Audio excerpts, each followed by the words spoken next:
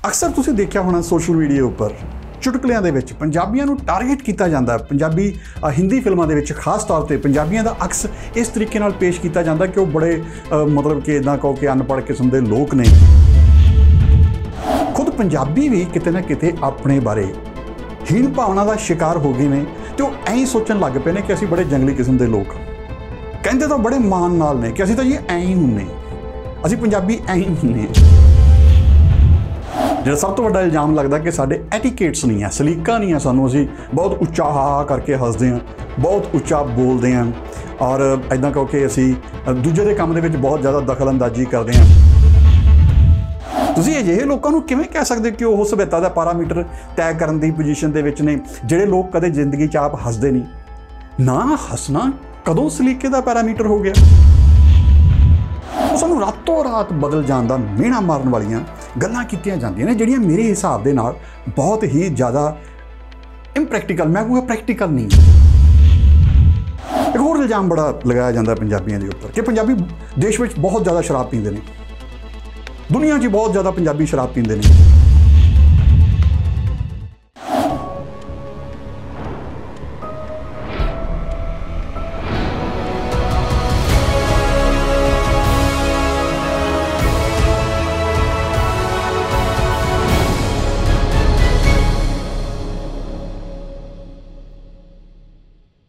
कि असी पंजाबी एक जाहिल, अनपढ़, गवार, उजड़ या जंगली किस्म के लोग हाँ?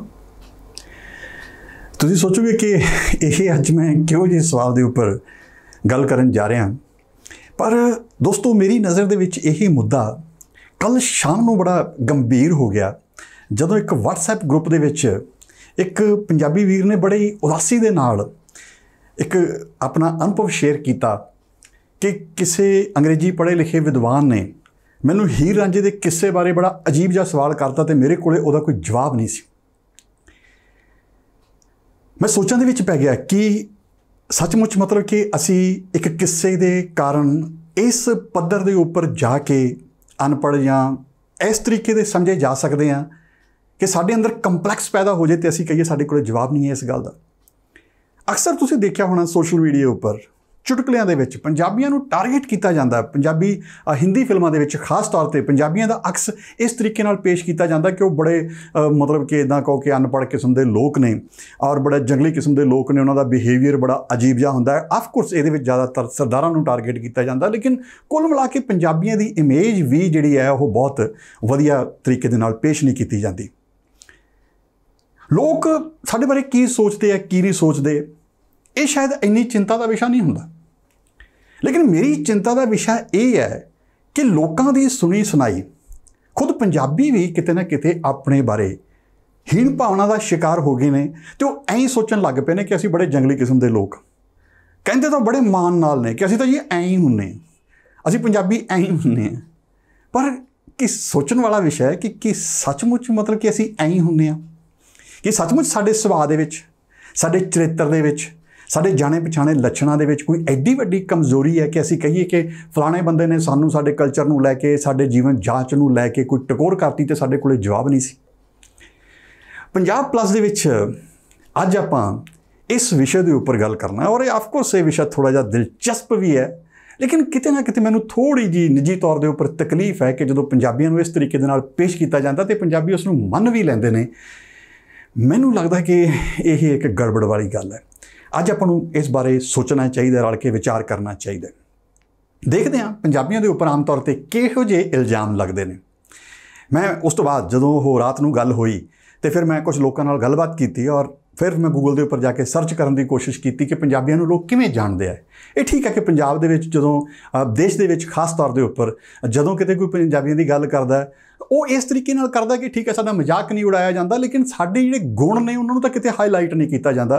मैं चाहुंदा कि अज असीं अपने गुण अते दोषां दे बारे गल करिए और ये जानने की कोशिश करिए कि असीं किहो जी ते जिहो जी हाँ वो जी क्यों किहो जिहे इल्जाम लगते हैं आम तौर पर साडे उपर। दो तीन कैटेगरीज़ ने, एक साडे उपर समाजिक साडे वरताव नूं विहार नूं लैके साडे उपर इल्जाम लगते हैं कि असीं सानूं एटिकेट्स नहीं है, ਜਿਹੜਾ ਸਭ ਤੋਂ ਵੱਡਾ ਇਲਜ਼ਾਮ ਲੱਗਦਾ ਕਿ ਸਾਡੇ ਐਟੀਕੇਟਸ ਨਹੀਂ ਹੈ, ਸਲੀਕਾ ਨਹੀਂ ਹੈ ਸਾਨੂੰ, ਅਸੀਂ ਬਹੁਤ ਉੱਚਾ ਹਾ ਕਰਕੇ ਹੱਸਦੇ ਹਾਂ, ਬਹੁਤ ਉੱਚਾ ਬੋਲਦੇ ਹਾਂ, ਔਰ ਇੱਦਾਂ ਕਹੋ ਕਿ ਅਸੀਂ ਦੂਜੇ ਦੇ ਕੰਮ ਦੇ ਵਿੱਚ ਬਹੁਤ ਜ਼ਿਆਦਾ ਦਖਲਅੰਦਾਜ਼ੀ ਕਰਦੇ ਹਾਂ। ਇਹੋ ਜਿਹੇ 2-3 ਸਮਾਜਿਕ ਇਲਜ਼ਾਮ ਨੇ। ਕਿਹਾ ਜਾਂਦਾ ਸੀ ਬਹੁਤ ਜ਼ਿਆਦਾ ਸ਼ਰਾਬ ਪੀਂਦੇ ਹਾਂ, ਬਹੁਤ ਜ਼ਿਆਦਾ ਨੌਨ ਵੈਜੀਟੇਰੀਅਨ ਲੋਕ ਹਾਂ ਅਸੀਂ, ਔਰ ਨੌਨ ਸੀਰੀਅਸ ਹਾਂ। ਇਹ ਇਲਜ਼ਾਮ ਸਾਡੇ ਉੱਪਰ ਬਾਰ-ਬਾਰ ਲੱਗਦਾ, ਅਸੀਂ ਹਰ ਗੱਲ ਨੂੰ ਚੌੜ ਸਮਝਦੇ ਹਾਂ। ਇਹੋ ਜਿਹੇ ਇਲਜ਼ਾਮ ਸਾਡੇ ਉੱਪਰ ਅਕਸਰ ਲੱਗਦੇ ਨੇ ਪੰਜਾਬੀਆਂ ਦੇ ਉੱਪਰ, ਪਰ ਮੈਨੂੰ ਨਹੀਂ ਲੱਗਦਾ ਕਿ ਇਹਨਾਂ ਵਿੱਚੋਂ ਕੋਈ ਵੀ ਇਲਜ਼ਾਮ ਹੈ। ਸਮਝਣ ਵਾਲੀ ਚੀਜ਼ ਇਹ ਹੈ ਮਿੱਤਰੋ ਕਿ ਜੇ ਕਿਸੇ ਵਿਅਕਤੀ ਦਾ ਸੁਭਾਅ ਹੈ, ਤੁਸੀਂ ਕਹਿ ਸਕਦੇ ਹੋ ਚੰਗਾ ਜਾਂ ਮਾੜਾ, ਤੁਸੀਂ ਇਸ ਦਾ ਵਿਸ਼ਲੇਸ਼ਣ ਕਰ ਸਕਦੇ ਹੋ, ਲੇਕਿਨ ਮਹੱਤਵਪੂਰਨ ਸਵਾਲ ਇਹ ਹੈ ਕਿ ਜੇ ਉਸ ਵਿਅਕਤੀ ਦਾ ਸੁਭਾਅ ਇਹੋ ਜਿਹਾ ਹੈ ਤਾਂ ਇਹੋ ਜਿਹਾ ਕਿਉਂ ਹੈ। ਹਰ ਇੱਕ ਵਿਅਕਤੀ ਆਪਣੇ ਪਿਛਲੇ ਸਾਰੇ ਜੀਵਨ ਕਾਲ ਦਾ, ਜੀਵਨ ਅਨੁਭਵਾਂ ਦਾ ਉਹਦੀ ਉਪਜ ਹੁੰਦਾ। ਤਾਂ ਕੀ ਅਸੀਂ ਇਹ ਨਹੀਂ ਸੋਚ ਸਕਦੇ ਕਿ ਪੰਜਾਬੀ ਅੱਜ ਜਿਹੋ ਜਿਹੇ ਨੇ ਉਹ ਇਹੋ ਜਿਹੇ ਇਸ ਕਰਕੇ ਨੇ ਕਿਉਂਕਿ ਉਹਨਾਂ ਦਾ ਜੀਵਨ ਅਨੁਭਵ ਇਹੋ ਜਿਹਾ ਰਿਹਾ। ਮੱਧਕਾਲ, ਖਾਸ ਤੌਰ 'ਤੇ ਮੱਧਕਾਲ ਦਾ ਜਿਹੜਾ 700-800 ਸਾਲ ਦਾ ਸਮਾਂ ਹੈ, ਉਸ ਨੇ ਸਾਡੀ ਨਾ ਸਿਰਫ ਜੀਵਨ ਜਾਚ, ਸਾਡੇ ਸੱਭਿਆਚਾਰ ਨੂੰ ਪ੍ਰਭਾਵਿਤ ਕੀਤਾ, ਸਗੋਂ ਸਾਡੀ ਮਨੋਦਸ਼ਾ ਨੂੰ ਵੀ ਪ੍ਰਭਾਵਿਤ ਕੀਤਾ, ਔਰ ਸਾਡੇ ਸੁਭਾਅ ਨੂੰ ਵੀ ਮਤਲਬ ਕਿ ਇਹ ਪ੍ਰਭਾਵਿਤ ਕੀਤਾ। ਭੂਗੋਲਿਕ ਤੌਰ 'ਤੇ ਪੰਜਾਬ ਕਿਹੋ ਜਿਹੀ ਜਗ੍ਹਾ ਦੇ ਉੱਪਰ ਵਾਬਸਤਾ ਹੈ, ਇੱਥੋਂ ਦਾ ਜਲਵਾਯੂ ਕਿਹੋ ਜਿਹਾ ਹੈ, ਇਹ ਸਾਰੀਆਂ ਚੀਜ਼ਾਂ ਰਲ ਕੇ ਸਾਡੇ ਚਰਿੱਤਰ ਦਾ ਨਿਰਮਾਣ ਕਰਦੀਆਂ ਨੇ। ਅਸੀਂ ਅੱਜ ਜਿਹੋ ਜਿਹੇ ਹਾਂ ਉਹ ਅਸੀਂ ਆਪਣੇ ਇਤਿਹਾਸਿਕ ਕਾਰਨਾਂ ਦੀ ਉਪਜ ਹਾਂ। ਲੇਕਿਨ ਜਦੋਂ ਅਸੀਂ ਇਸ ਬਾਰੇ ਨਹੀਂ ਜਾਣਦੇ ਹੁੰਦੇ, ਇਹੋ ਜਿਹੀਆਂ ਗੱਲਾਂ ਬਾਰੇ ਨਹੀਂ ਜਾਣਦੇ ਹੁੰਦੇ, ਤਾਂ ਫਿਰ ਅਸੀਂ ਆਪਣੇ ਬਾਰੇ ਪਤਾ ਨਹੀਂ ਬੜੀਆਂ ਕਮਜ਼ੋਰੀਆਂ ਪਾਲ ਲੈਂਦੇ ਹਾਂ। ਉਦਾਹਰਨ ਦੇ ਤੌਰ ਦੇ ਉੱਪਰ ਉੱਚਾ ਬੋਲਣਾ ਇੱਕ ਟੱਕ ਵੱਡਾ, ਪਹਿਲੀ ਗੱਲ ਤਾਂ ਇਹ ਦੋਸ਼ ਹੈ। ਲੇਕਿਨ ਜੇ ਇੱਕ ਦੋਸ਼ ਹੈ ਤਾਂ ਦੁਨੀਆ ਦੇ ਸਾਰੇ ਉਹ ਲੋਕ ਜਿਹੜੇ ਅਤੀਤ ਵਿੱਚ ਕਿਸੇ ਨਾ ਕਿਸੇ ਤਰੀਕੇ ਨਾਲ ਲੜਾਈਆਂ ਵਿੱਚ ਉਲਝੇ ਰਹੇ, ਜਿਨ੍ਹਾਂ ਨੂੰ ਅਸੀਂ ਮਾਰਸ਼ਲ ਕੌਮਾਂ ਕਹਿੰਦੇ ਹਾਂ, ਤੁਸੀਂ ਦੇਖਣਾ ਇਹ ਉਹਨਾਂ ਦੇ ਕਰੈਕਟਰ ਦਾ ਆਮ ਜਾਣਿਆ ਪਛਾਣਿਆ ਲੱਛਣ। ਕਾਰਨ ਇਹ ਹੈ ਜਾਂ ਤਾਂ ਉਹ ਡਰ ਕੇ ਰਹੇ ਵਿਦੇਸ਼ੀ ਹਮਲਿਆਂ ਤੋਂ, ਜਾਂ ਉਹ ਲੜਦੇ ਰਹੇ। ਅਤੇ ਇਹਨਾਂ ਦੋਨਾਂ ਹੀ ਜਗ੍ਹਾ ਦੇ ਉੱਪਰ ਇੱਕ ਗੜਕਦਾਰ ਆਵਾਜ਼ ਉਹ ਬਹੁਤ ਜ਼ਰੂਰੀ ਸੀ ਸਾਡੇ ਲਈ। ਹੁਣ ਸਾਡੇ ਉੱਪਰ ਦੁਸ਼ਮਣ ਹਮਲਾ ਕਰ ਰਿਹਾ, ਅਸੀਂ ਉੱਥੇ ਮਤਲਬ ਗਜ਼ਲ ਵਾਂਗੂ ਬਹੁਤ ਨਰਮ ਅਤੇ ਪੋਲੀਆਂ ਗੱਲਾਂ ਨਹੀਂ ਕਰ ਸਕਦੇ, ਜਾਂ ਸਾਨੂੰ ਉੱਥੇ ਚੀਖਣਾ ਪਏਗਾ, ਭਾਵੇਂ ਉਹ ਗੁੱਸੇ 'ਚ ਚੀਖੀਏ, ਭਾਵੇਂ ਡਰ ਕੇ ਚੀਖੀਏ, ਭਾਵੇਂ ਆਪਣੇ ਸਾਥੀਆਂ ਨੂੰ ਬੁਲਾਉਣ ਲਈ ਚੀਖੀਏ, ਔਰ ਭਾਵੇਂ ਅਸੀਂ ਉੱਥੇ ਜੋਸ਼ ਵਿੱਚ ਚੀਖੀਏ, ਲੜਾਈ ਦੇ ਵੇਲੇ ਜੋਸ਼ ਵੇਲੇ ਚੀਖੀਏ। ਤਾਂ ਇਸ ਮੱਧਕਾਲ ਦੇ 300-400-500 ਸਾਲ ਦੇ ਅਨੁਭਵ ਨੇ ਸਾਡੀ ਆਵਾਜ਼, ਸਾਡੇ ਵੋਕਲ ਕਾਰਡਸ ਖੋਲ੍ਹਤੇ। ਅਸੀਂ ਇਸੇ ਕਰਕੇ ਅੱਜ ਵੀ ਉੱਚਾ ਬੋਲਦੇ ਹਾਂ। ਤੁਸੀਂ ਇੱਕ ਵਿਅਕਤੀ ਦੇ 20 ਸਾਲ ਦੀ ਉਮਰ ਦੇ ਵਿੱਚ ਆ ਕੇ ਜੇ ਤੁਸੀਂ ਉਹਦੇ ਬਿਹੇਵੀਅਰ ਨੂੰ ਸਟੱਡੀ ਕਰੋਗੇ ਤਾਂ ਤੁਸੀਂ ਪਾਓਗੇ ਕਿ ਉਸਨੇ 20 ਸਾਲ ਕਿਵੇਂ ਜਿਉਏ। ਉਸ ਅਨੁਭਵ ਨੇ ਉਸ ਦੇ ਚਰਿੱਤਰ ਦਾ ਨਿਰਮਾਣ ਕੀਤਾ। ਅਤੇ ਹੁਣ ਇਸ 'ਚ ਕਿੱਡੀ ਕੁ ਵੱਡੀ ਪ੍ਰੋਬਲਮ ਹੈ ਕਿ ਅਸੀਂ ਕਹੀਏ ਅਸੀਂ ਉੱਚਾ ਬੋਲਦੇ ਹਾਂ। ਅਸੀਂ ਕਹਾਂਗੇ ਨਹੀਂ, ਸਾਡਾ ਅਤੀਤ ਇਸ ਤਰੀਕੇ ਦਾ ਸੀ, ਔਰ ਇਹ ਕੋਈ ਸਾਡਾ ਔਗਣ ਨਹੀਂ ਹੈ, ਇਹ ਸਾਡੇ ਸੁਭਾਅ ਦਾ ਹਿੱਸਾ ਹੈ। ਤੁਸੀਂ ਇਸ ਸੁਭਾਅ ਦੇ ਉੱਪਰ ਕਿਵੇਂ ਸ਼ਰਮਿੰਦਾ ਹੋ ਸਕਦੇ ਹੋ। ਔਰ ਮੈਨੂੰ ਉਹਨਾਂ ਦੀ ਗੱਲ ਸੁਣ ਕੇ ਬੜੀ ਤਕਲੀਫ ਹੋਈ ਕਿ ਅਸੀਂ ਹਾ ਕਰਕੇ ਹੱਸਦੇ ਹਾਂ। ਅਕਸਰ ਲੋਕ ਕਹਿਣਗੇ ਹੱਸਣਾ ਤਾਂ ਕਦੇ ਵੀ ਮਾੜੀ ਗੱਲ ਨਹੀਂ ਹੋਈ। ਜੇ ਤੁਸੀਂ ਪਾਰਕਾਂ ਵਿੱਚ ਜਾਓਗੇ ਤਾਂ ਸਵੇਰੇ ਉੱਠ ਕੇ ਬਜ਼ੁਰਗ ਕੀ ਕਰਦੇ ਨੇ, ਇਹੀ ਕਰਦੇ ਨੇ, ਇਹ ਹਾ। ਹੱਸਣਾ ਤਾਂ ਕਦੇ ਵੀ ਮਾੜਾ ਨਹੀਂ। ਅੱਧੀ ਦੁਨੀਆ ਦੇ ਜਿਹੜੇ ਕਲਚਰ ਨੇ ਉਹਨਾਂ ਵਿੱਚ ਹੱਸਣਾ ਇੱਕ ਥੈਰੇਪੀ ਹੈ। ਉਹ ਇਸ ਦੇ ਨਾਲ ਇਲਾਜ ਕਰਦੇ ਨੇ। ਉਹ ਕਹਿੰਦੇ ਨੇ ਫੇਫੜੇ ਖੁੱਲ੍ਹਦੇ ਨੇ। ਔਰ ਤੁਸੀਂ ਕਹਿੰਦੇ ਉੱਚਾ ਹੱਸਦੇ ਹਾਂ, ਇਹ ਵੀ ਕੋਈ ਮੈਨੂੰ ਔਗਣ ਨਹੀਂ ਲੱਗਦਾ। ਉੱਚਾ ਹੱਸਣਾ, ਰੈਦਰ ਨਾ ਹੱਸਣਾ ਇੱਕ ਪ੍ਰੋਬਲਮ ਹੋ ਸਕਦੀ ਹੈ। ਮੈਂ ਸਮਝਦਾ ਨਾ ਹੱਸਣਾ ਇੱਕ ਮਾਨਸਿਕ ਬਿਮਾਰੀ ਹੋ ਸਕਦੀ ਹੈ। ਹੱਸਣਾ ਤਾਂ ਕਦੇ ਕੋਈ ਪ੍ਰੋਬਲਮ ਨਹੀਂ ਰਹੀ। ਇਹ ਉਹਨਾਂ ਲੋਕਾਂ ਨੇ ਐਟੀਕੇਟਸ ਦੇ ਇਹ ਗੁਣ ਤੈਅ ਕਰਤੇ ਜਿਹੜੇ ਆਪ ਜ਼ਿੰਦਗੀ 'ਚ ਕਦੇ ਹੱਸਦੇ ਨਹੀਂ, ਜਿਹੜੇ ਬਸ ਮਾੜੀ ਇੱਦਾਂ ਦੀ ਸਮਾਈਲ ਦਿੰਦੇ ਨੇ। ਤੁਸੀਂ ਅਜਿਹੇ ਲੋਕਾਂ ਨੂੰ ਕਿਵੇਂ ਕਹਿ ਸਕਦੇ ਕਿ ਉਹ ਸਭਿਅਤਾ ਦਾ ਪੈਰਾਮੀਟਰ ਤੈਅ ਕਰਨ ਦੀ ਪੋਜੀਸ਼ਨ ਦੇ ਵਿੱਚ ਨੇ, ਜਿਹੜੇ ਲੋਕ ਕਦੇ ਜ਼ਿੰਦਗੀ 'ਚ ਆਪ ਹੱਸਦੇ ਨਹੀਂ। ਨਾ ਹੱਸਣਾ ਕਦੋਂ ਸਲੀਕੇ ਦਾ ਪੈਰਾਮੀਟਰ ਹੋ ਗਿਆ।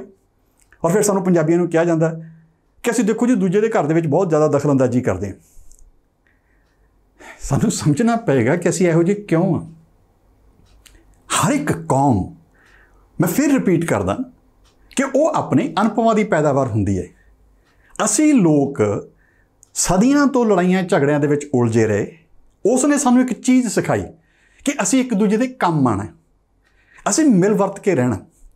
ਇਹ ਕਾਰਨ ਹੈ ਕਿ ਪਿੰਡ ਦੇ ਵਿੱਚ ਕੋਈ ਬਾਹਰੋਂ ਬੰਦਾ ਲੱਭਦਾ ਘਰ ਲੱਭਣ ਆ ਜਾਂਦਾ ਹੈ। ਅਸੀਂ ਦਿੱਲੀ ਵਾਂਗੂ ਇਹ ਨਹੀਂ ਕਹਿੰਦੇ ਕਿ ਮੈਨੂੰ ਨਹੀਂ ਪਤਾ ਹੁੰਦਾ। ਦਿੱਲੀ ਵਿੱਚ ਕਈ ਵਾਰੀ, ਬੰਬੇ ਦੇ ਵਿੱਚ ਕਈ ਵਾਰੀ ਕੀ ਹੁੰਦਾ ਹੈ ਕਿ ਤੁਸੀਂ ਕਿਸੇ ਨੂੰ ਪੁੱਛ ਲਓ ਕਿ ਫਲਾਣੀ ਬਿਲਡਿੰਗ ਕਿੱਥੇ ਹੈ, ਤੁਸੀਂ ਉਸ ਬਿਲਡਿੰਗ ਦੇ ਬਾਹਰ ਖੜੇ ਹੁੰਦੇ ਹੋ, ਉਹ ਬੰਦਾ ਕਹੂਗਾ ਮੈਨੂੰ ਨਹੀਂ ਪਤਾ। क्योंकि उन्होंने लोगों का कोई कल्चर नहीं है। मुंबई, दिल्ली, चंडीगढ़ ਇਹੋ ਜਿਹੇ शहर ने कि ਇਹੋ ਜਿਹੇ ਸ਼ਹਿਰਾਂ ਵਿੱਚ ਕੋਈ ਲੋਕ ਚੇਨਈ ਤੋਂ ਆ ਰਿਹਾ, ਕੋਈ ਮੁੰਬਈ ਤੋਂ ਆ ਰਿਹਾ, ਕੋਈ ਅਸਾਮ ਤੋਂ ਆ ਰਿਹਾ, ਉਹਨਾਂ ਦਾ ਆਪਸ ਦੇ ਵਿੱਚ ਕੋਈ ਕਲਚਰ ਨਹੀਂ ਹੈ, ਕੋਈ ਕਲਚਰਲ ਸਾਂਝ ਨਹੀਂ ਹੈ ਉਹਨਾਂ ਦੀ। ਲੇਕਿਨ ਪਿੰਡਾਂ ਦੇ ਵਿੱਚ ਤਾਂ ਪਿੰਡ ਇੱਕ ਇਕਾਈ ਹੈ।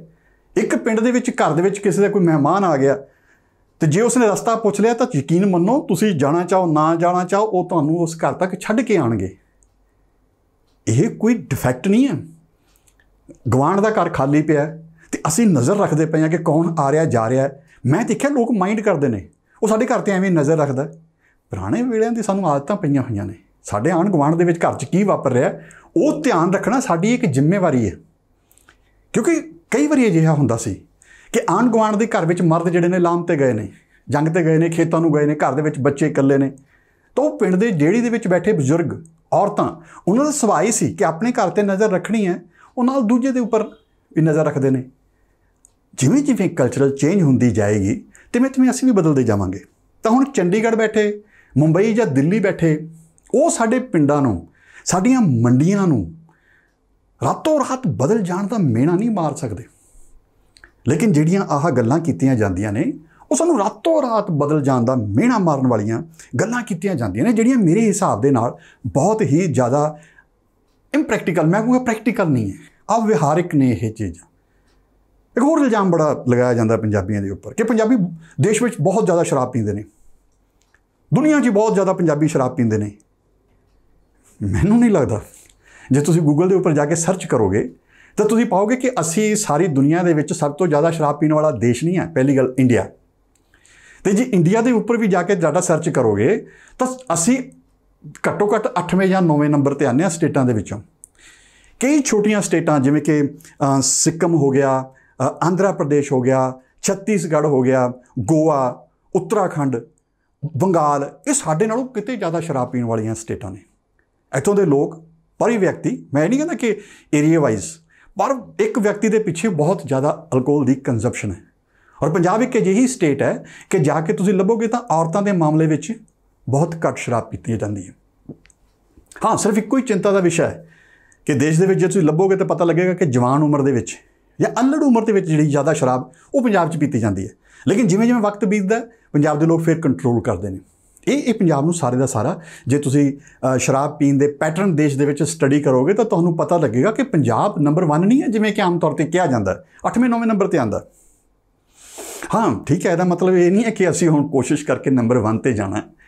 ਪਰ ਇਹ ਮਿਹਣਾ ਜਿਹੜਾ ਹੈ ਪੰਜਾਬ ਦੇ ਸਿਰ 'ਤੇ ਨਹੀਂ ਹੋਣਾ ਚਾਹੀਦਾ। ਇੱਕ ਹੋਰ ਬਹੁਤ ਵੱਡਾ ਮਿਹਣਾ ਹੈ ਕਿ ਪੰਜਾਬ ਤਾਂ ਜੀ ਨਾਨ ਵੈਜੀਟੇਰੀਅਨ ਸਟੇਟ ਹੈ। ਇਹ ਸਭ ਤੋਂ ਅਜੀਬ ਅਤੇ ਗਲਤ ਕਿਸਮ ਦਾ ਮਿਹਣਾ ਹੈ ਕਿ ਪੰਜਾਬ ਬਹੁਤ ਨਾਨ ਵੈਜੀਟੇਰੀਅਨ ਸਟੇਟ ਹੈ। ਅੱਜ ਮੈਂ ਤੁਹਾਨੂੰ ਜੋ ਦੱਸਣ ਜਾ ਰਿਹਾ ਤੁਹਾਨੂੰ ਸੁਣ ਕੇ ਹੈਰਾਨੀ ਹੋਊਗੀ ਕਿ ਪੰਜਾਬ ਦੇਸ਼ ਦੀਆਂ ਉਹਨਾਂ 3 ਸਟੇਟਾਂ ਦੇ ਵਿੱਚੋਂ ਇੱਕ ਹੈ ਜਿੱਥੇ ਸਭ ਤੋਂ ਜ਼ਿਆਦਾ ਵੈਜੀਟੇਰੀਅਨ ਲੋਕ ਨੇ। ਨੰਬਰ 1 ਦੇ ਉੱਪਰ ਆਉਂਦੀ ਹੈਗੀ ਸਾਡੇ ਕੋਲੇ ਰਾਜਸਥਾਨ, ਜਿਹਦੇ 75% ਲੋਕ ਜਿਹੜੇ ਨੇ ਉਹ ਵੈਜੀਟੇਰੀਅਨ ਨੇ। ਦੂਜੇ ਨੰਬਰ 'ਤੇ ਪੰਜਾਬ ਹੈ ਜਿਹਦੇ ਵਿੱਚ 69% ਲੋਕ ਜਿਹੜੇ ਨੇ ਉਹ ਵੈਜੀਟੇਰੀਅਨ ਨੇ, ਹਰਿਆਣਾ ਸੌਰੀ। ਅਤੇ ਤੀਜੇ ਨੰਬਰ 'ਤੇ ਪੰਜਾਬ ਹੈ ਜਿਹਦੇ 67% ਲੋਕ ਜਿਹੜੇ ਨੇ ਉਹ ਵੈਜੀਟੇਰੀਅਨ ਨੇ। ਭਾਵ ਸਾਡੇ 'ਤੇ ਵੈਜੀਟੇਰੀਅਨ ਦੀ ਗਿਣਤੀ ਜ਼ਿਆਦਾ। ਇਹ ਠੀਕ ਹੈ, ਸਾਡਾ ਬਟਰ ਚਿਕਨ ਦੁਨੀਆ 'ਚ ਵੈਸੇ ਹੀ ਮਸ਼ਹੂਰ ਹੋ ਗਿਆ, ਪਰ ਅਸੀਂ ਬਹੁਤ ਜ਼ਿਆਦਾ ਨਾਨ ਵੈਜੀਟੇਰੀਅਨ ਲੋਕ ਨਹੀਂ ਹਾਂ। ਸਾਡੇ ਪੰਜਾਬ ਦੇ ਵਿੱਚ ਵਾਰ ਤਿਉਹਾਰ ਦਾ ਖਾਸ ਤੌਰ 'ਤੇ ਖਿਆਲ ਰੱਖਿਆ ਜਾਂਦਾ। ਸੋ ਇਹੋ ਜਿਹੇ ਜਿਹੜੇ ਇਲਜ਼ਾਮ ਨੇ, ਹਾਂ 2 ਇਲਜ਼ਾਮ ਹੋਰ ਲੱਗਦੇ ਨੇ ਕਿ ਪੰਜਾਬੀ ਬਹੁਤ ਮਤਲਬ ਕਿ ਜਿਹੜੇ ਨੌਨ ਸੀਰੀਅਸ ਲੋਕ ਨੇ, ਚੌੜ ਬਹੁਤ ਕਰਦੇ ਨੇ। ਫਿਰ ਮੈਂ ਕਹਾਂਗਾ ਕਿ ਇਹ ਕੋਈ ਔਗਣ ਨਹੀਂ ਹੈ। ਹੱਸਦੇ ਖੇਡਾਉਂਦਿਆਂ ਜੀਵਨ ਬਤੀਤ ਕਰਨ ਦਾ ਹੁਨਰ ਸਾਨੂੰ ਸਾਡੇ ਗੁਰੂਆਂ ਨੇ ਦਿੱਤਾ। ਗੰਭੀਰਤਾ ਸਾਡੇ ਪੰਜਾਬੀਆਂ ਦਾ ਹਿੱਸਾ ਨਾ ਕਦੇ ਸੀ, ਨਾ ਕਦੇ ਹੋ ਸਕਦੀ ਹੈ। ਆ ਪਿੱਛੇ ਜੇ ਕਰੋਨਾ ਦੇ ਦਿਨਾਂ ਦੇ ਵਿੱਚ ਬੜਾ ਰੌਲਾ ਪਿਆ ਕਿ ਪੰਜਾਬ ਦੇ ਲੋਕ ਕਰੋਨਾ ਨੂੰ ਸੀਰੀਅਸਲੀ ਨਹੀਂ ਲੈ ਰਹੇ। ਹਾਲਾਂਕਿ ਦੇਸ਼ ਦੀਆਂ ਬਹੁਤ ਸਾਰੀਆਂ ਸਟੇਟਾਂ ਨੇ ਕਰੋਨਾ ਨੂੰ ਸੀਰੀਅਸਲੀ ਨਹੀਂ ਲਿਆ। ਵੈਸਟ ਬੰਗਾਲ ਉਹਨਾਂ ਵਿੱਚੋਂ ਇੱਕ ਹੈ, ਉੱਤਰ ਪ੍ਰਦੇਸ਼ ਉਹਨਾਂ ਵਿੱਚੋਂ ਇੱਕ ਹੈ। ਪੰਜਾਬ ਦਾ ਨਾਮ ਬਹੁਤ ਜ਼ਿਆਦਾ ਉਛਲਿਆ। ਤਾਂ ਮੈਂ ਉੱਥੇ ਸਵਾਲ ਕਰਦਾ ਕਿ ਪੰਜਾਬੀਆਂ ਨੇ ਦੁਨੀਆ ਦੀ ਕਿਹੜੀ ਆਫਤ ਨੂੰ ਸੀਰੀਅਸਲੀ ਲਿਆ? ਸਾਡੇ ਉੱਪਰ ਵਿਦੇਸ਼ੀ ਹਮਲੇ ਹੁੰਦੇ ਰਹੇ, ਅਸੀਂ ਉਹਨਾਂ ਨੂੰ ਸੀਰੀਅਸਲੀ ਨਹੀਂ ਲਿਆ। ਅਸੀਂ ਉਹਨਾਂ ਦੇ ਖਿਲਾਫ ਚੁਟਕਲੇ ਘੜ ਲਏ, ਅਸੀਂ ਇੱਕ ਜਿਸ ਨੂੰ ਕਹਿੰਦੇ ਨਿਹੰਗ ਬੋਲੇ ਘੜ ਲਏ। ਅਸੀਂ ਜ਼ਿੰਦਗੀ ਦੇ ਵਿੱਚ ਮੌਤ ਨੂੰ ਹੀ ਕਦੇ ਸੀਰੀਅਸਲੀ ਨਹੀਂ ਲਿਆ। ਔਰ ਕਰੋਨਾ ਸਾਡੇ ਅਨੁਭਵ ਤੋਂ ਸੀ। ਜਦੋਂ ਅਸੀਂ ਦੇਖਿਆ ਕਿ ਆਲੇ ਦੁਆਲੇ ਦੇ ਕਿੰਨੇ ਲੋਕ ਸੜਕਾਂ 'ਤੇ ਨਿਕਲ ਜਾਂਦੇ ਆ, 7 ਲੱਖ ਬੰਦਾ ਦਿੱਲੀ 'ਚ ਬੈਠਾ, ਕੋਈ ਨਹੀਂ ਮਰ ਰਿਹਾ, ਅਤੇ ਸਾਡੇ ਲੋਕਾਂ ਨੇ ਕਰੋਨਾ ਨੂੰ ਚੌੜ ਡਿਕਲੇਅਰ ਕਰਤੀ। ਉਹਨਾਂ ਨੇ ਮੰਨ ਹੀ ਲਿਆ ਕਿ ਕਰੋਨਾ ਹੈ ਨਹੀਂ। ਕਿਉਂਕਿ ਪੰਜਾਬੀ ਆਪਣੇ ਅਨੁਭਵ ਤੋਂ ਬਹੁਤ ਸਿੱਖਦੇ ਨੇ। ਤਾਂ ਅਸੀਂ ਬੜੀ ਤੇਜ਼ੀ ਨਾਲ ਆਪਣੇ ਅਨੁਭਵ ਤੋਂ ਸਿੱਖਿਆ। ਔਰ ਜੇ ਸਾਡੇ ਆਲੇ ਦੁਆਲੇ ਕਿਤੇ ਮੌਤ ਨਹੀਂ ਵਾਪਰੀ, ਸਾਨੂੰ ਇਹ ਲੱਗਦਾ ਕਿ ਅਸੀਂ ਖਤਰੇ ਦੇ ਵਿੱਚ ਨਹੀਂ ਹਾਂ। ਸਮਝਣ ਵਾਲੀ ਚੀਜ਼ ਇਹ ਹੈ ਕਿ ਬੇਪਰਵਾਹ ਤੇ ਲਾਪਰਵਾਹ ਹੋਣ 'ਚ ਇੱਕ ਫਰਕ ਹੁੰਦਾ ਹੈ। ਅਸੀਂ ਲਾਪਰਵਾਹ ਨਹੀਂ ਹਾਂ। ਜਦੋਂ ਕੋਈ ਸਮੱਸਿਆ ਜਾਂ ਸੰਕਟ ਪੈਂਦੀ ਹੈ, ਅਸੀਂ ਬਹੁਤ ਵੱਡੇ ਪੱਧਰ 'ਤੇ ਰਿਐਕਟ ਕਰਦੇ ਹਾਂ। ਉਦਾਹਰਨ ਦੇ ਤੌਰ ਦੇ ਉੱਪਰ ਤੁਸੀਂ ਦੇਖ ਸਕਦੇ ਹੋ ਇਸ ਵੇਲੇ ਸਾਡੇ ਕਿੰਨੇ ਲੋਕ ਦਿੱਲੀ ਦੇ ਵਿੱਚ ਸੰਘਰਸ਼ ਕਰ ਰਹੇ ਨੇ, ਔਰ ਅਤੀਤ ਵਿੱਚ ਵੀ ਕਿੰਨੀਆਂ ਲੜਾਈਆਂ ਪੰਜਾਬੀਆਂ ਨੇ ਲੜੀਆਂ। ਹਾਲਾਂਕਿ ਉਹ ਪੂਰੇ ਦੇਸ਼ ਦੇ ਲਈ ਸੰਕਟ ਦਾ ਵਿਸ਼ਾ ਸਨ, ਪਰ ਪੰਜਾਬੀ ਲੜੇ। ਪੰਜਾਬੀ ਲਾਪਰਵਾਹ ਨਹੀਂ ਹੈਗੇ, ਬੇਪਰਵਾਹ ਨੇ। ਬੇਪਰਵਾਹ ਇੱਕ ਹੋਰ ਚੀਜ਼ ਹੈ ਕਿ ਠੀਕ ਹੈ ਮੁਸੀਬਤ ਆਊਗੀ, ਕੋਈ ਨਹੀਂ, ਜਦੋਂ ਆਊਗੀ ਉਦੋਂ ਦੇਖਾਂਗੇ। ਠੀਕ ਹੈ ਮੌਤ ਨੇ ਆਉਣਾ, ਜਦੋਂ ਆਊਗੀ ਉਦੋਂ ਦੇਖਾਂਗੇ। ਹੁਣੇ ਤੋਂ ਮੌਤ ਤੋਂ ਪਹਿਲਾਂ ਕਾਹਤੋਂ ਮਰ ਜਾਈਏ, ਮੁਸੀਬਤ ਤੋਂ ਪਹਿਲਾਂ ਹੀ ਕਾਹਤੋਂ ਡਰ ਜਾਈਏ। ਇਹ ਪੰਜਾਬੀਆਂ ਦਾ ਸੁਭਾਅ ਹੈ। ਜਿਵੇਂ ਕਿ ਪ੍ਰੋਫੈਸਰ ਪੂਰਨ ਸਿੰਘ ਬਹੁਤ ਤਾਰੀਫ ਕਰਦੇ ਨੇ ਪੰਜਾਬੀਆਂ ਦੀ ਕਿ ਮੌਤ ਨੂੰ ਮਖੌਲਾਂ ਕਰਦੇ ਨੇ, ਉਹ ਇਹੋ ਜਿਹੀ ਗੱਲ ਕਹਿੰਦੇ ਨੇ। ਬੇਪਰਵਾਹ ਨੌਜਵਾਨ ਕਹਿੰਦੇ ਨੇ ਪੰਜਾਬ ਦੇ ਲੋਕਾਂ ਨੂੰ। ਇਹ ਬੇਪਰਵਾਹੀ ਵੀ ਸਾਨੂੰ ਸਾਡੇ ਮੱਧਕਾਲੀ ਅਨੁਭਵਾਂ ਦੀ ਉਪਜ ਹੈ। ਅਸੀਂ 400-500 ਸਾਲ ਤੱਕ ਲੜਾਈਆਂ ਦੇ ਵਿੱਚ ਉਲਝੇ ਰਹੇ। ਆਏ ਦਿਨ ਸਾਡੇ ਉੱਪਰ ਹਮਲੇ ਹੁੰਦੇ ਨੇ, ਵਿਦੇਸ਼ੀ ਹਮਲੇ। ਉਹਨਾਂ ਵਿਦੇਸ਼ੀ ਹਮਲਿਆਂ ਨੇ ਸਾਨੂੰ ਬਦਲਤਾ। ਹਰ 6 ਮਹੀਨੇ ਬਾਅਦ, 3 ਮਹੀਨੇ ਬਾਅਦ, 4 ਮਹੀਨੇ ਬਾਅਦ ਇੱਕ ਹਮਲਾ ਹੋਏਗਾ, ਸਾਨੂੰ ਲੜਨਾ ਪਏਗਾ। ਸਾਡੇ ਵਿੱਚੋਂ ਅੱਧੇ ਲੋਕ ਮਾਰੇ ਜਾਣਗੇ। ਥੋੜ੍ਹੇ ਦਿਨ ਅਸੀਂ ਰੋਂਦੇ ਸੀ, ਰੋ ਧੋ ਕੇ ਚੁੱਪ ਕਰ ਜਾਂਦੇ ਸੀ। ਸਾਡੇ ਲਈ ਤਾਂ ਇਹ ਤੈਅ ਹੋ ਗਿਆ ਕਿ ਅਗਲੇ ਹਮਲੇ 'ਚ ਪਤਾ ਨਹੀਂ ਸਾਡੇ ਵਿੱਚੋਂ ਕੌਣ ਮਾਰਿਆ ਜਾਏਗਾ। ਅਤੇ ਫਿਰ ਇਸ ਚੀਜ਼ ਨੇ ਸਾਡਾ ਮੌਤ ਦਾ ਡਰ ਚੱਕਤਾ। ਸਾਡੇ ਲਈ ਸੰਕਟ ਨਹੀਂ ਰਹੇ। ਇਹੀ ਕਾਰਨ ਹੈ ਅਸੀਂ ਡਿੱਗਦੇ ਹਾਂ ਔਰ ਓਨੀ ਹੀ ਤੇਜ਼ੀ ਨਾਲ ਉੱਠ ਕੇ ਖੜੇ ਹੋ ਜਾਂਦੇ ਹਾਂ।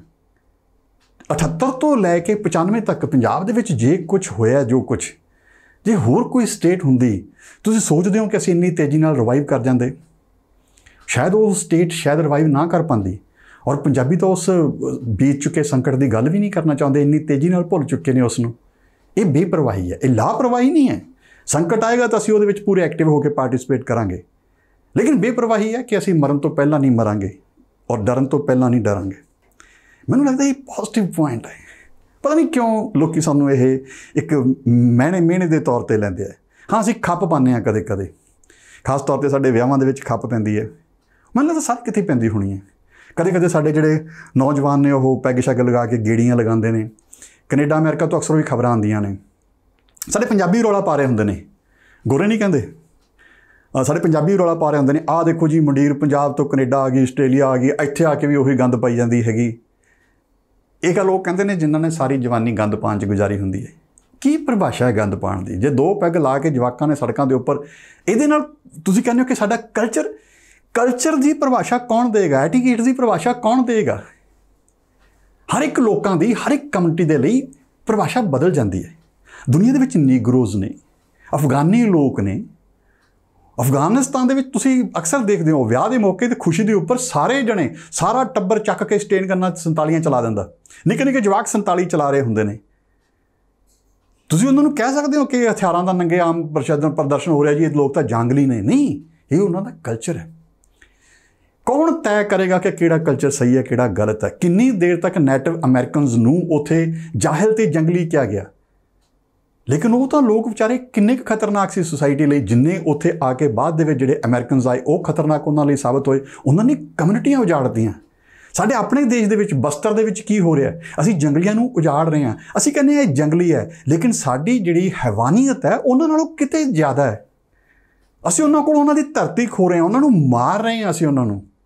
ਤਾਂ ਫਿਰ ਜੰਗਲੀ ਕੌਣ ਹੋਇਆ? ਜਿਹੜਾ ਸੋਹਣੇ ਪੈਂਟ ਕੱਪੜੇ ਪਾ ਕੇ ਟਾਈ ਸ਼ਾਈ ਲਗਾ ਕੇ ਦੂਜੇ ਦੀ ਜ਼ਮੀਨ ਖੋਲੇ, ਉਹ ਜੰਗਲੀ ਹੈ? ਕਿ ਜਿਹੜਾ ਵਿਚਾਰਾ ਕੱਪੜੇ ਜੰਗਲੀ ਪਾਈ ਬੈਠਾ ਲੇਕਿਨ ਕਿਸੇ ਦੇ ਨੁਕਸਾਨ ਨਹੀਂ ਕਰਦਾ ਪਿਆ, ਉਹ ਜੰਗਲੀ ਹੈ? ਸੋ ਮੈਨੂੰ ਨਹੀਂ ਲੱਗਦਾ ਕਿ ਇਹ ਇੱਕ ਬਹੁਤ ਵੱਡੀ ਪ੍ਰੋਬਲਮ ਹੈ। ਹਾਂ ਅਸੀਂ ਲੜਾਕੇ ਹਾਂ, ਸਾਡੇ ਇਤਿਹਾਸਕ ਅਨੁਭਵਾਂ ਨੇ ਸਾਨੂੰ ਇਹੋ ਜਿਹਾ ਬਣਾਇਆ, ਇਸ 'ਚ ਕੋਈ ਦੋ ਰਾਏ ਨਹੀਂ ਹੋਣੀ ਚਾਹੀਦੀ। ਲੇਕਿਨ ਅਸੀਂ ਜਿੰਨੀ ਤੇਜ਼ੀ ਗੁੱਸੇ ਹੁੰਦੇ ਹਾਂ, ਸ਼ਾਇਦ ਪੰਜਾਬ ਇੱਕ ਇਹੋ ਜਿਹੀ ਕੌਮ ਹੈ, ਪੰਜਾਬੀਆਂ ਦੀ ਇਹੋ ਜਿਹੀ ਕੌਮ ਹੈ, ਉਹ ਓਨੀ ਹੀ ਜਲਦੀ ਠੰਡੇ ਵੀ ਹੋ ਜਾਂਦੇ ਨੇ। ਇਹ ਪੰਜਾਬੀਆਂ ਦਾ ਸੁਭਾਅ ਹੈ, ਬਹੁਤ ਤੇਜ਼ੀ ਨਾਲ ਗਰਮ ਹੋਣਾ, ਬਹੁਤ ਤੇਜ਼ੀ ਨਾਲ ਠੰਡੇ ਹੋਣਾ। ਸਾਡੇ ਜਲਵਾਯੂ ਇਹੋ ਜਿਹੇ ਨੇ, ਸਾਡੇ ਇਤਿਹਾਸਕ ਅਨੁਭਵ ਇਹੋ ਜਿਹੇ ਨੇ। ਅਚਾਨਕ ਰਾਤ ਨੂੰ ਰੌਲਾ ਪੈਂਦਾ, ਅਬਦਾਲੀ ਆ ਗਿਆ, ਅਬਦਾਲੀ ਹੋ ਗਿਆ, ਅਸੀਂ ਹਥਿਆਰ ਚੱਕ ਕੇ ਲੜਨ ਮਰਨ ਲਈ ਘਰੋਂ ਨਿਕਲ ਪੈਂਦੇ ਹਾਂ। 2 ਮਿੰਟਾਂ ਬਾਅਦ ਪਤਾ ਲੱਗਦਾ ਐਵੇਂ ਖਾਮ-ਖਾਂ ਦਾ ਰੌਲਾ ਸੀ, ਅਸੀਂ ਠੰਡੇ ਹੋ ਕੇ ਘਰੇ ਆ ਜਾਂਦੇ ਹਾਂ। ਸਾਡੇ ਨਾਲ ਵਾਰ-ਵਾਰ ਇਹ ਵਾਪਰਦਾ ਰਿਹਾ। ਤਾਂ ਸਾਡੇ ਸੁਭਾਅ ਹੁਣ ਇੱਕ ਵਾਰੀ ਥੋੜ੍ਹੀ ਡਰ ਕੇ ਬਹਿ ਜਾਂਗੇ, ਅਸੀਂ ਲੜੇ, ਅਸੀਂ ਮਾਰੇ ਗਏ, ਅਸੀਂ ਹਾਰ ਗਏ। ਹੁਣ ਇਸ ਗੱਲ ਦੇ ਉੱਪਰ ਜ਼ਿੰਦਗੀ ਥੋੜ੍ਹੀ ਉਜਾੜ ਕੇ ਬਹਿ ਜਾਂਗੇ। ਸਾਡੇ ਇਤਿਹਾਸਿਕ ਅਨੁਭਵਾਂ ਨੇ ਸਾਨੂੰ ਇਹੋ ਜਿਹਾ ਬਣਾ ਤਾ, ਸਾਡੇ ਜਲਵਾਯੂ ਨੇ ਸਾਨੂੰ ਇਹੋ ਜਿਹਾ ਬਣਾ ਤਾ। ਅਸੀਂ ਕੀ ਕਰ ਸਕਦੇ ਹਾਂ ਇਹਦੇ ਵਿੱਚ? ਮੈਨੂੰ ਨਹੀਂ ਲੱਗਦਾ ਜੇ ਕੋਈ ਬੰਦਾ ਇਹੋ ਜਿਹੀਆਂ ਗੱਲਾਂ 'ਤੇ ਸ਼ਰਮਿੰਦਾ ਹੋਵੇ। ਕਿਸੇ ਦੀ ਇੱਕ ਅੱਖ ਹੈ, ਕਿਸੇ ਦਾ ਨੱਕ ਮੋਟਾ ਹੈ, ਕਿਸੇ ਦਾ ਰੰਗ ਕਾਲਾ ਹੈ, ਕਿਸੇ ਦੀ ਇੱਕ ਲੱਤ ਛੋਟੀ ਹੈ, ਕੋਈ ਬਹੁਤ ਮੋਟਾ ਹੈ, ਕਿਸੇ ਦੀ ਹਾਈਟ ਘਟ ਗਈ, ਕੀ ਉਹ ਬੰਦਾ ਸਾਰੀ ਉਮਰ ਇਸ ਕੰਪਲੈਕਸ ਵਿੱਚ ਜਿਉਂਦਾ ਰਹੇਗਾ? ਸ਼ਾਇਦ ਉਹ ਕੁਝ ਹੋਰ ਗੁਣ ਆਪਣੇ ਡਿਵੈਲਪ ਕਰ ਲਵੇ, ਸ਼ਾਇਦ ਉਹਦੇ ਵਿੱਚ ਕੁਝ ਹੋਰ ਖੂਬੀਆਂ ਹੋਣ। ਕਿਹਾ ਜਾਂਦਾ ਨਾ, ਅੰਨੇ ਦਾ ਜੱਫਾ ਬਹੁਤ ਭੈੜਾ ਹੁੰਦਾ। ਪੰਜਾਬੀ ਦੀ ਇੱਕ ਕਹਾਵਤ ਹੈ ਕਿ ਰੱਬ ਨੇ ਜਿਹਨੂੰ ਅੱਖਾਂ ਨਹੀਂ ਦਿੱਤੀਆਂ ਉਸ ਨੂੰ ਹੱਥਾਂ ਦੀ ਤਾਕਤ ਬਹੁਤ ਜ਼ਬਰਦਸਤ ਦਿੱਤੀ ਹੁੰਦੀ ਹੈ। ਇਸੇ ਤਰੀਕੇ ਦੇ ਨਾਲ ਕੌਮਾਂ ਦੇ ਵਿੱਚ 4 ਚੀਜ਼ਾਂ ਇਹੋ ਜਿਹੀਆਂ ਹੁੰਦੀਆਂ ਜਿਹੜੀਆਂ ਜਿਹਨੂੰ ਸਾਰੀ ਸੁਸਾਇਟੀ ਪ੍ਰਵਾਨ ਨਹੀਂ ਕਰਦੀ, ਉਹਦੇ ਵਿੱਚ 4 ਹੋਰ ਪਲੱਸ ਪੁਆਇੰਟ ਵੀ ਹੁੰਦੇ ਆ। ਹਾਲਾਂਕਿ ਮੈਂ ਇਹਨਾਂ ਨੂੰ ਔਗਣ ਨਹੀਂ ਮੰਨ ਕੇ ਚੱਲਦਾ। ਮੈਨੂੰ ਇਹ ਲੱਗਦਾ ਕਿ ਅਸੀਂ ਆਪਣੇ ਇਤਿਹਾਸਿਕ ਅਨੁਭਵਾਂ ਦੀ ਉਪਜ ਹਾਂ। ਸਾਡਾ ਇਤਿਹਾਸਿਕ ਅਨੁਭਵ ਸੀ ਜਿਸ ਨੇ ਸਾਨੂੰ ਇਹੋ ਜਿਹੇ ਬਣਾਤਾ। ਮੈਨੂੰ ਨਹੀਂ ਲੱਗਦਾ ਕਿ ਸਾਨੂੰ ਇਹਦੇ ਵਿੱਚ ਸ਼ਰਮਿੰਦਾ ਹੋਣਾ ਚਾਹੀਦਾ ਜਾਂ ਅਸੀਂ ਕਹੀਏ ਕਿ ਸਾਡੇ ਕੋਲ ਜਵਾਬ ਨਹੀਂ ਹੈ। ਹਾਂ, ਗੱਲ ਚੱਲਦੀ ਸਾਹਿਤ ਤੋਂ ਗੱਲ ਚੱਲੀ ਸੀ। ਸਾਡੇ ਸਾਹਿਤ, ਸਾਡੀ ਭਾਸ਼ਾ, ਸਾਡੀਆਂ ਕਲਾਵਾਂ ਦੇ ਉੱਪਰ ਵੀ ਇੱਕ ਬੜਾ ਮੇਨ ਹੈ। ਕਿਹਾ ਜਾਂਦਾ ਕਿ ਸਾਡੇ ਕੋਲ ਪਹਿਲੀ ਗੱਲ ਤਾਂ ਜੀ ਇਕੱਲਾ ਸੰਗੀਤ ਹੀ ਸੰਗੀਤ ਹੈ, ਹੋਰ ਸਾਡੇ ਕੋਲ ਕੁਛ ਨਹੀਂ ਕਲਾ ਦੇ ਨਾਮ 'ਤੇ। ਥੋੜ੍ਹਾ 10,000 ਕਰੋੜ ਦੀ ਇੰਡਸਟਰੀ ਹੋ ਚੁੱਕੀ ਹੈ ਸਾਡੀ, ਹਜ਼ਾਰਾਂ ਲੋਕਾਂ ਨੂੰ ਰੋਜ਼ਗਾਰ ਦੇ ਰਹੇ ਹਾਂ ਅਸੀਂ। ਸਾਡਾ ਸੰਗੀਤ ਸਾਰੀ ਦੁਨੀਆ ਵਿੱਚ ਸੁਣਿਆ ਜਾ ਰਿਹਾ, ਸਾਰੇ ਦੇਸ਼ ਵਿੱਚ। ਹਿੰਦੀ ਦੀ ਕੋਈ ਫਿਲਮ ਪੂਰੀ ਨਹੀਂ ਸਮਝੀ ਜਾਂਦੀ ਜਿੰਨੀ ਦੇਰ ਵਿੱਚ ਉਹਨਾਂ ਵਿੱਚ ਇੱਕ ਦਾ, ਹੁਣ ਤਾਂ ਸਾਊਥ ਇੰਡੀਅਨ ਲੋਕ ਵੀ ਆਪਣੀ ਫਿਲਮ ਦੇ ਵਿੱਚ ਇੱਕ ਦਾ ਪੰਜਾਬੀ ਗਾਣਾ ਪਾਉਣ ਦੇ ਵਿੱਚ ਮਹਿਸੂਸ ਕਰਦੇ ਨੇ। ਸਾਰੀ ਦੁਨੀਆ ਦੇ ਵਿੱਚ ਸਾਡਾ ਸੰਗੀਤ ਸੁਣਿਆ ਜਾ ਰਿਹਾ, ਸਾਡੀ ਪਹਿਚਾਣ ਬਣਦੀ ਹੈ ਕਿ ਪੰਜਾਬੀ ਸੰਗੀਤ ਹੈ। ਇਹ ਕੋਈ ਛੋਟੀ ਮੋਟੀ ਗੱਲ ਹੈ। ਅੱਜ ਦੇਸ਼ ਦੀਆਂ ਚੋਟੀ ਦੀਆਂ ਇੰਡਸਟਰੀ ਦੇ ਵਿੱਚੋਂ ਇੱਕ ਇੰਡਸਟਰੀ ਹੈ ਪੰਜਾਬੀ ਸੰਗੀਤ, ਜਿਹੜਾ ਸਾਡਾ ਉਦਯੋਗ ਹੈ। ਔਰ ਇਸੇ ਤਰੀਕੇ ਨਾਲ ਜਿਹੜਾ ਸਾਡੇ ਨਾਚ ਬਾਰੇ ਕਿਹਾ ਜਾਂਦਾ, ਭੰਗੜੇ ਬਾਰੇ, ਕਿ ਦੇਖੋ ਜੀ ਕਿਹੋ ਜਿਹਾ ਜੰਗਲੀਆਂ ਵਰਗਾ ਨਾਚ ਹੈ, ਇੱਦਾਂ ਚੱਕ ਚੱਕ ਕੇ ਲਲਕਾਰੇ ਮਾਰਨੇ, ਪੱਟਾਂ 'ਤੇ ਹੱਥ ਮਾਰਨਾ, ਤਾਂ ਲੜਾਈ ਹੈ, ਤਾਂ ਨਾਚ ਹੀ ਨਹੀਂ ਹੈਗਾ। ਫਿਰ ਇਹ ਸਾਡੇ ਇਤਿਹਾਸਿਕ ਅਨੁਭਵਾਂ ਦੀ ਦੇਣ ਹੈ। ਜਦੋਂ ਅਸੀਂ ਸੀ ਫਾਈਟਰ, ਜਦੋਂ ਅਸੀਂ ਸੀ ਹੀ ਲੜਾਕੇ, ਤਾਂ ਸਾਡੀ ਹਰ ਇੱਕ ਚੀਜ਼ ਉਸ ਤਰੀਕੇ ਦੀ ਹੋਣੀ ਸੀ।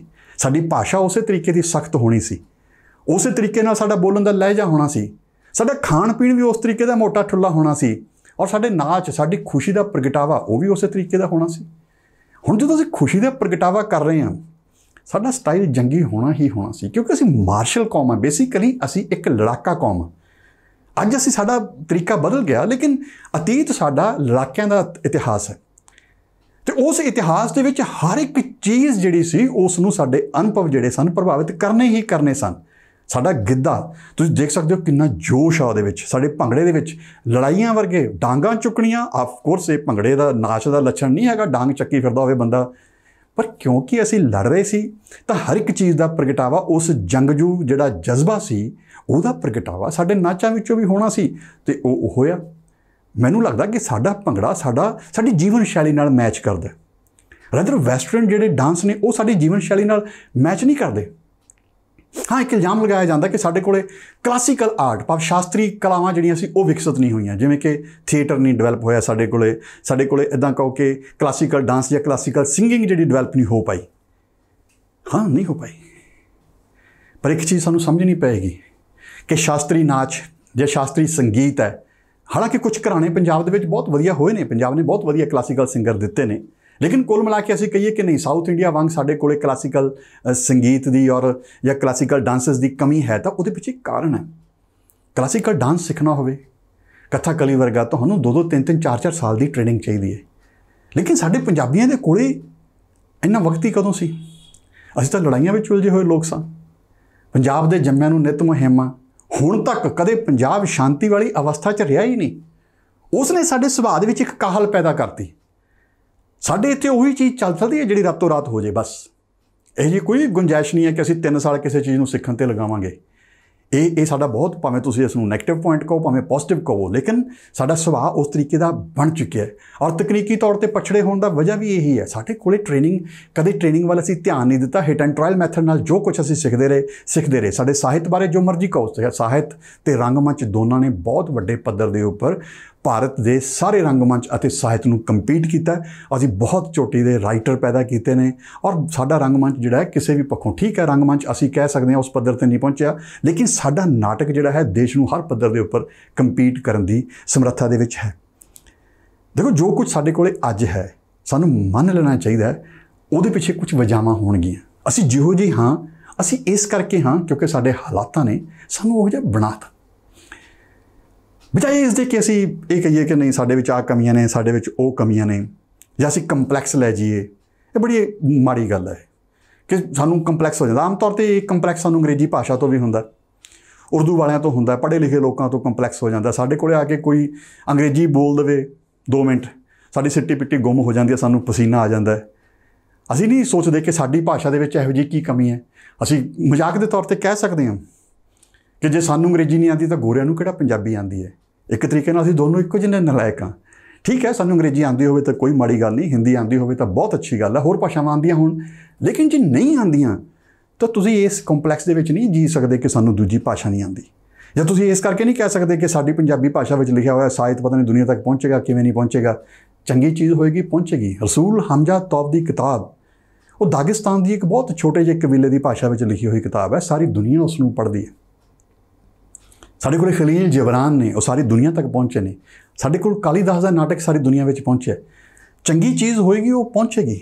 बजाए इसके कि असीं कंपलैक्स में जाइए, असीं कुछ गुण देखिए अपने। मैनू तुसीं कह सकते हो कि मैं कुछ लोड़ तो ज़्यादा पंजाबी नूं प्यार करदा, पंजाबी जीवन नूं, पर शायद ये मेरी कमी होवे, लेकिन है तो ये जो भी है। मैं कुछ गुण देखना चाहुंदा अपने आप दे विच। मैनू अपने पंजाबी जीवन दे विच गुण, जे साडे विच 4 कमियां ने ना, पहला गुण तो साडा ये है कि असीं समूहिक पद्धर ते उहनूं कदे छुपांदे नहीं। असीं बड़े माण नाल कह दिंदे हाँ पंजाबी असीं इहो जिहे हुंदे आ, पग लाने हाँ लाने आ, दारू पीने हाँ पीने, असीं लुकाउंदे नहीं हैगे। बहुत घੱਟ लोग ने साडे विच जिहड़े चीज़ां लुकाउंदे ने, अगर वो इस नूं अपने ऐबां नूं भी वो खुल के स्वीकार करते हैं तो उसनूं एक मतलब कि इदां को प्लस पॉइंट बना लैंदे ने। अपनी कमियां नूं लुकाउंदे नहीं, खुद ते हसना। शायद पंजाबी मैनूं लगदा बहुत घੱਟ स्टेटां होणगीਆਂ जिहड़ियां खुद ते हस सकदियां ने। तुसीं होर स्टेट में जाकर उन्हां दा मजाक उड़ा के देखो, खास तौर पर बंगालियां दा कुट के लम्मे पा लैंदे ने सड़क के उपर। असीं पंजाबी कदे भी इहो जी गल्लां नूं माइंड नहीं करदे। अडैप्टेबिलिटी साडे विच बहुत ज़्यादा है। अडैप्टेबिलिटी असीं नवीं चीज़ों को बहुत तेज़ी नाल सिखते हैं, ग्रहण करते हैं। टैक्नोलॉजी पंजाब दे विच, इंटरनैट पंजाब दे विच तुसीं देख सकते हो किन्ने वड्डे पद्धर ते टिकटॉक वर्गी हनेरी जिहड़ी पंजाबियों ने उठाई वो घट नहीं सी। और जदों असीं किसान अंदोलन की सानूं लोड़ पई, असीं ट्रैक्टर टू ट्विटर एक हैशटैग बना के सारी दुनिया नाल टकराए। असीं ਵੱਖ-ਵੱਖ देशों च प्रवास इसे करके साडा सफल होया क्योंकि असीं उत्थों दे कल्चर नूं, उत्थों दी भाषा नूं, हर एक चीज़ नूं अडैप्ट कीता और बहुतियां चीज़ां नूं अपने ढंग नाल ढाल लिया। असीं दुनिया के संगीत नूं, दुनिया की फिल्म कला नूं, हर एक चीज़ नूं असीं अपने ढंग नाल ढालिया।